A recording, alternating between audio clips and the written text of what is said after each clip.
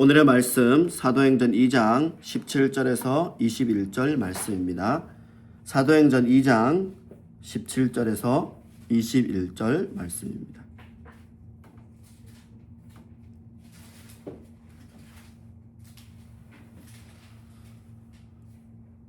함께 읽겠습니다. 하나님이 말씀하시기를 말세에 내가 내 영을 모든 육체에게 부어주리니 너희의 자녀들은 예언할 것이요 너희의 젊은이들은 환상을 보고 너희의 늙은이들은 꿈을 꾸리라. 그때에 내가 내 영을 내 남종과 여종들에게 부어주리니 그들이 예언할 것이요 또 내가 위로 하늘에서는 기사를 아래로 땅에서는 징조를 베풀리니 곧 피와 불과 연기로다. 주의 크고 영화로운 날이 이르기 전에 해가 변하여 어두워지고 달이 변하여 피가 되리라. 누구든지 주의 이름을 부르는 자는 구원을 받으리라 하였느니라. 아멘. 오늘 내 영을 부어주리라 라는 말씀으로 함께 나누고자 합니다. 함께 인사하겠습니다. 옛사랑으로 사랑합니다. 옛사랑으로 사랑합니다. 옛사랑으로 사랑합니다. 네. 얼굴을 보기가 어렵군요. 네. 가려놨더니. 이 가을의 계절이 얼마나 좋은지 아침에도 예배 준비하다 말고 밖에 앉아서 시원한 바람을 한 5분만 딱 즐겼는데 그 느낌이 너무 좋은 거예요. 하나님의 사랑의 때가 우리에게 임하면 우리가 이렇게 하나님이 주신 그 가을의 시원한 그 바람만으로도 그 공기만으로도 행복해질 줄 믿습니다. 오늘 이 말씀은 베드로가 오순절에 설교하면서 그들에게 엄청난 은혜를 끼쳤던 그들의 엄청난 생명의 역사를 만들었던 그 말씀 중에 한 부분입니다. 하나님이 말씀하시기를 말세에 내가 내 영을 모든 육체에게 부어준다. 내 영을 모든 육체에게 부어준다. 이것은 이제 굉장한 은혜 속에 우리가 나아가는 것입니다. 그 안에 무엇이 있냐는 사람이 판단하고 행동하는 가장 큰 근거가 될 것입니다. 그 사람 안에 무엇이 담겨 있느냐, 그것이 정말 중요한 것이겠죠. 우리가 이 세상을 살아보면 지금도 보면 그 멤버십 이런 게 있잖아요. 그 멤버십이 있어야 이제 요즘은 이제 멤버십 교회도 만들어진다 막 이러더라고요. 멤버십 카드를 하나씩 만들어서 그 멤버십 있는 사람이 그 교회 멤버로 예배를 드리는 거예요. 그래서 멤버십 교회를 가지고 나왔는데 생각해보면 어떻게 보면 그 멤버십이라는 거 어디에 속해 있느냐죠. 우리가 어디에 속해 있느냐, 그것이 그 사람을 나타낸다는 거죠. 강남의 아파트가 지금 너무 비싸서 주변이 다 수도권 몇 군데 막 해가지고 거래 제한국으로 묶여서 지금 막 문제가 되고 막 이런 이야기들이 있습니다. 그것이 바로 멤버십에 대한 사람들의 욕망일 것입니다. 사람들이 그곳에 집을 가지고 살아야 우리 대한민국에서 가장 대접받는 멤버십에 속해 있다고 생각하는 거죠. 어떻게 보면 그 멤버십 안에서 하는 그 모든 것들이 자기의 모습이라고 생각하는 거예요. 주소를 쓸 때 강남구 막 이렇게 쓰면 막 자기가 굉장히 위대한 사람인 것 같고 막 그런 거죠. 그 멤버십, 그것을 이야기하고 있는 것입니다. 그래서 똘똘한 한 채 해가지고 거기를 들어가야 된다. 그래서 저는 그곳에 가끔 이렇게 가보면 복잡하기만 하고 아파트만 잔뜩 있고 특별한 게 없더라고요. 그래서 이 사람들은 도대체 무엇 때문에 여기에 사는지 모르겠다 이제 느껴요. 그래서 제가 그쪽 멤버십을 가질 수 없는 사람인가 봐요. 왜냐하면 그것에 대한 욕심이 안 생기더라고요. 그곳에 갔을 때 와 좋다, 나도 여기를 이사 와야 되겠다, 내가 무슨 방법을 쓰더라도 여기에 들어가야 되겠다 막 이런 생각이 들어야 되는데 별거 없네 이렇게 하게 되더라고요. 그러면 하나님을 믿는 우리들은 어떤 멤버십을 가지는 거죠. 저번에 보니까 이제 우리 신용카드 이렇게 많이 쓰잖아요. 그런데 그 신용카드가 한도가 없는 게 있더라고요. 그래가지고 한도가 없어요. 가서 이제 계산하면 계산하는 대로 다 된대요. 저는 긁으면 띡 한도가 초과됐습니다 이렇게 되는 카드를 가지고 살잖아요. 대부분의 사람들이 사실 그런 카드를 가지고 살죠. 한도가 아무리 많아봐야 자동차 하나를 그냥 찍 긁어서 살 수는 없잖아요. 긁으면 한도 초과입니다. 이렇게 나오겠죠. 대부분은 이제 그렇게 사는데 어떤 카드는 한도가 없대요. 그래가지고 긁으면 긁는 대로 이제 사용이 된다 그래요. 그래서 멤버십이 또 그런 것도 있구나라는 것을 알게 됩니다. 하나님 안에서 그러면 세상은 그런 멤버십을 꿈꾸는 거예요. 그래서 자기가 어떤 사람인지 그 멤버십으로 보여주는 거죠. 다 그런 이제 무한대의 카드를 꺼낼 때는 얼마나 자랑스럽겠습니까? 쫙 꺼내서 명품관에서도 막 긁고, 그래도 뭐 수입이 많으니까 계산이 다 되니까 그렇게 쓰겠죠.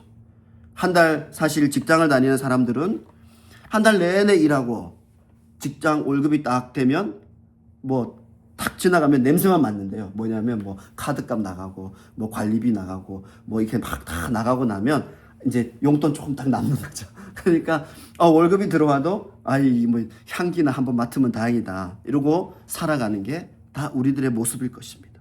그렇습니다.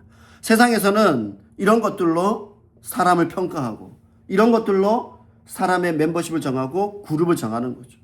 그런데 오늘 이 베드로는 여기에 모여있는 이들에게 무엇을 준다고 얘기하고 있냐면 하나님이 그 영을 그 육체에 부어준다고 이야기하고 있습니다. 이것도 굉장한 일입니다. 하나님의 영이 부어진 자들은 이전까지는 누구였냐면 대제사장과 예언자와 그리고 왕들과 몇몇이었어요. 선지자들 몇 명. 그들에게만 하나님의 영이 임해서 예언할 수 있는 능력도 주고 죄 사함의 능력도 주고 모든 사람에게 하나님의 말씀을 전할 그런 권능도 줬다는 것입니다. 그런데 오늘 베드로가 이야기합니다. 여기에 모인 이 모두에게 하나님이 영을 부어주신다는 거예요. 놀랍죠? 이전에는 어떤 일이 있냐면 사람들이 영이 부어져 가지고 막 다른 사람의 이야기로도 막 이야기하고 내가 막 듣는데 그 언어가 뭔지도 모르는데 그 내용이 막 들리는 거예요. 그러니까 모든 언어가 막 뒤섞여 있는데 그것을 다 이해하고 또 말하면 다 알아먹고 이런 현상들이 막 일어나고, 그리고 사람들이 술 취한 것처럼 보이고, 그래서 저들이 술을 먹었다 막 이렇게 얘기를 해요. 그래서 베드로가 이야기합니다. 야, 시간이 몇 시인데 술이 취했느냐? 아니다 라고 베드로가 이야기합니다. 그런 일들이 일어나면서 베드로가 그것을 확정적으로 이야기합니다. 하나님이 너희들에게 그 영을 부어주실 것이다. 그러면 어떤 현상이 일어나냐면 너희의 젊은이들이 환상, 자녀들은 예언, 늙은이들은 꿈을 꾼다 라고 이야기합니다. 이런 일들이 일어날 때 영이 부어진 거예요. 예언해요. 왜 우리가 예언의 능력을 쓰지 못합니까? 성령이 내게 오셨다는 것을 인정하지 않기 때문입니다. 성령에게 나를 맡기지 않기 때문입니다. 그 영이 부어지면 자녀들이 예언하고 젊은이들이 환상을 보고 늙은이들이 꿈을 꾼다고 분명히 이야기하고 있습니다. 이런 일들이 내게 일어났습니까? 이런 일들이 우리의 자녀에게 일어나고 있습니까? 우리들은 무엇을 보고 신앙생활을 합니까? 세상의 멤버십을 보고 신앙생활을 합니까? 그 속에 속해 있으면 마음이 편하고 그 속에 속해 있으면 내가 천국에 갈 것 같은 그런 오류에 빠져서 살아가는 것입니까? 강남에 살면 천국에 갑니까? 이 시골에 살면 천국에 갈 수 없습니까? 그렇지 않습니다. 하나님의 영이 내게 부어져야 천국의 백성이 되는 것입니다. 하나님의 영이 내게 부어져야 자녀들이 예언하고 젊은이들이 환상을 보고 늙은이들이 꿈을 꾸는 것입니다. 무엇으로 우리 미래를 점치겠습니까? 무당이 악마를 잡고 소탕하고 이런 게 너무나 인기가 있어가지고 저번 여름 성경학교 때도 그것을 경험했지만 지금 그게 오히려 더 인기 있어져가지고요 세상을 아예 휩쓸고 있습니다. 무당이 예언하고 환상을 보여주고 꿈을 꾸게 만들어줍니까? 그것에 의지해서 우리가 나아갑니까? 그렇지 않습니다. 그 모든 것은 성경에도 분명히 이야기하고 있습니다. 성경에도 무당이 등장합니다. 성경에도 다양한 그런 미신적인 행위들이 나타납니다. 그러나 그것들은 다 물러갔습니다. 다 사라졌습니다. 오직 하나님, 그 영만이 우리에게 이 모든 것들을 더한다는 것을 알고 나아가시기를 원합니다. 그때 내가 내 영을 내 남종과 여종들에게 부어주리니 그들이 예언할 것이요. 베드로가 왜 이렇게 구체적으로 이야기합니까? 영을 부어주는데 거기에 자녀들이 속해 있고요. 젊은이들이 속해 있고요. 늙은이들도 속해 있어요. 그리고 남종과 여종들도 속해 있습니다. 이것은 강조하는 것입니다. 하나님, 예수 그리스도를 구주라 부르고 인정하는 그들에게, 그 모든 이들에게 영을 부어준다는 걸 이야기하고 있는 것이죠. 왜 나는 이런 능력을 못 받았습니까? 왜 내게는 이런 현상들이 일어나지 않습니까? 왜 나는 하나님을 믿는데 내 길을 도대체 알 수가 없습니까? 나의 자녀들은 왜 예언한 그 하나님의 길을 가지 못합니까? 세상에 휩쓸려 있는 우리들, 하늘과 땅의 징조가 열린다고 19절에 이야기합니다. 요엘서에서 이야기하는 마지막 때를 이야기하고 있습니다. 베드로의 이 오순절 설교에 보면 그냥 동떨어진 게 아니에요. 구약에 이미 약속하신 그 말씀이 연결되어서 예수 그리스도가 오셨고, 예수 그리스도가 오신 이때부터 예수 그리스도가 다시 오실 그때까지가 마지막 때라고 이야기합니다. 지금도 우리들은 이 마지막 때가 언제인가를 가지고 논쟁합니다. 마지막 때가 언제인가? 그래서 보면 징조가 여기 나와 있다는 거죠. 피와 불과 연기, 해가 변하여 어두워지고 달이 변하여 피가 된다. 그러면 이게 이루어지는 때를 잘 기다렸다가 하늘만 보고 있어야 돼요. 그럼 이제 해가 변하여 어두워지고 이제 보는 거죠. 그래서 달이 변하여 피가 되고 뭐 이런 것들을 징조라고 하지만 이 징조에 우리가 연연할 게 아니죠. 성령이 부어진 이때부터가 마지막 때라는 것입니다. 이 마지막 때에 우리는 무엇을 추구해야 됩니까? 이 마지막 때에 무엇을 추구해야 됩니까? 바로 21절, 누구든지 주의 이름을 부르는 자는 구원을 받으리라. 누구든지 주의 이름을 부르는 자는 구원을 받으리라. 아멘. 그렇습니다. 누구든지 주의 이름을 부르는 자는 구원을 받게 됩니다. 큰 목소리를 하니까 이 말을 하면서 막 혼내는 것처럼 보여질 수 있습니다. 그게 아니라 강조하기 위해서 큰 목소리로 하게 됩니다. 왜냐? 이게 중요하기 때문에.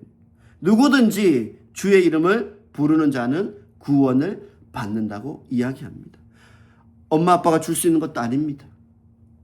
이웃에 있는 사람이 내게 줄 수 있는 것도 아니에요. 오직 하나님만, 오직 하나님만이, 주 예수 그리스도의 이름을 부르는 그 자만이 구원을 받게 되는 것입니다. 얼마나 중요한 일이고 얼마나 단순한 진리입니까?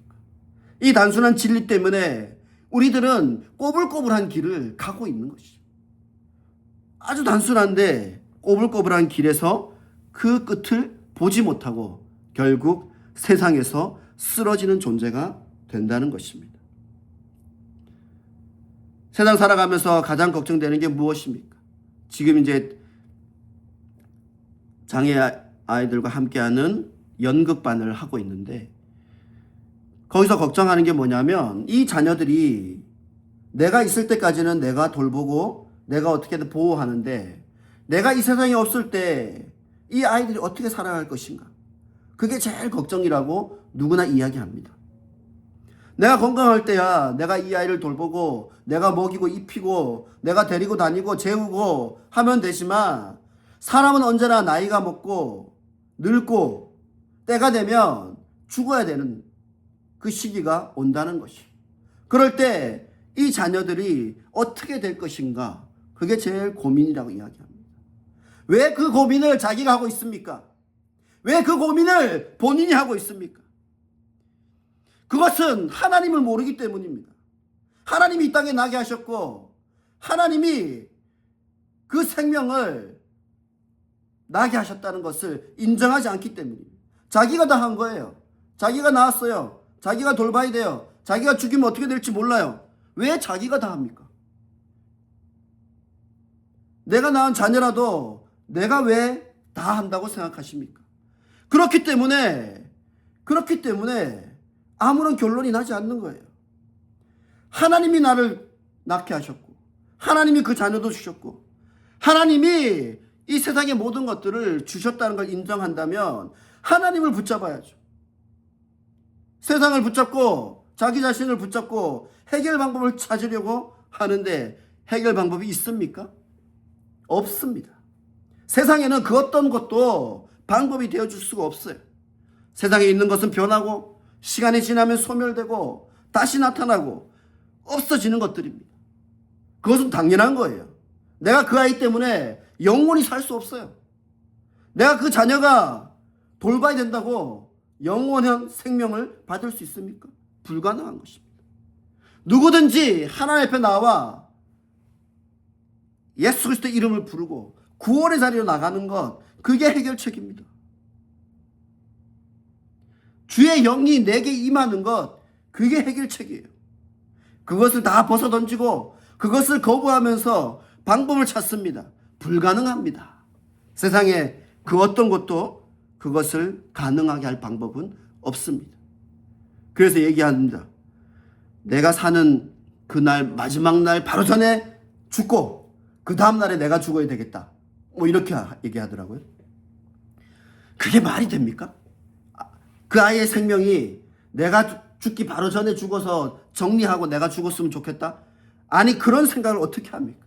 하나님을 모르는 전형적인 세상에 속한 사람들의 말입니다. 그러면서 뭐라 그러냐면 교회 다닌다고 이야기합니다. 교회를 다니는 거죠. 교회를 다니는 거지 하나님을 믿는 겁니까? 교회를 다니는 거지 예수 그리스도를 믿는 것입니까?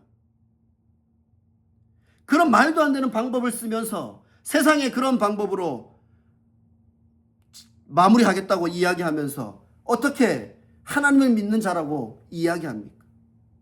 하나님을 믿으십시오. 예수 그리스도를 믿으십시오. 그리고 그 영을 받으십시오. 그리고 그 영을 통해서 영원한 생명, 구원의 자리로 나아가십시오. 그게 우리가 나아가야 될 믿음의 근본입니다. 이런 걸 다 빼놓고 세상의 어떤 기술들이 무슨 의미가 있습니까? 세상의 어떤 스킬들 말하지만 그게 무슨 도움이 되겠습니까? 작은 드라마 하나에도 여러 가지 방법들이 나오죠. 인생의 지혜들이 나옵니다. 그러나 결론적으로 이야기합니다. 궁극적인 방법은 없다. 너가 변해야 된다. 너가 달라져야 된다. 라고 이야기합니다. 그런데 우리 자체가 변하는 것은 어렵습니다. 사람은 변하지 않습니다. 사람은 태어난 대로 살다가 태어난 모습으로 죽는 것입니다. 그럼 우리는 어떻게 해야 됩니까? 이렇게 태어났으니 그만이야 이러고 살아야 됩니까? 그렇지 않습니다. 오직 우리를 영원한 생명으로 변화시키는 예수 그리스도를 붙잡으십시오. 예수 그리스도를 붙잡는 방법 외에는 다른 방법이 없습니다. 그들에게 내가 선의를 베풀 수 있습니다. 그들에게 내가 배려하고 작은 도움을 줄 수 있습니다. 그러나 이 예수 그리스도가 우리에게 주신 이 구원을 모른다면 아무런 의미가 없는 것입니다. 왜 이 일에 뛰어들었습니까? 왜 하나님의 일을 하겠다고 목회자가 되었습니까? 왜 하나님의 일을 하겠다고 함께 모여 예배합니까? 그것은 이 예수 그리스도, 이 구원의 뜻을 우리가 알기 때문입니다. 그리고 그것을 통해서 인생의 은혜를 경험하십시오. 그 예수 그리스도, 그를 통해서 하나님의 그 지극하신 사랑을 경험하십시오. 그것이 우리가 가야 될 믿음의 길입니다. 나의 의지와 나의 노력으로 세상을 변화시킬 수 있습니다. 그러나 궁극적으로 천국이 없다면 그 변화도 무의미한 것입니다. 지금 사람들이 뭐 비투까지 해가지고 뭐 주식 투자를 엄청 하고 있답니다.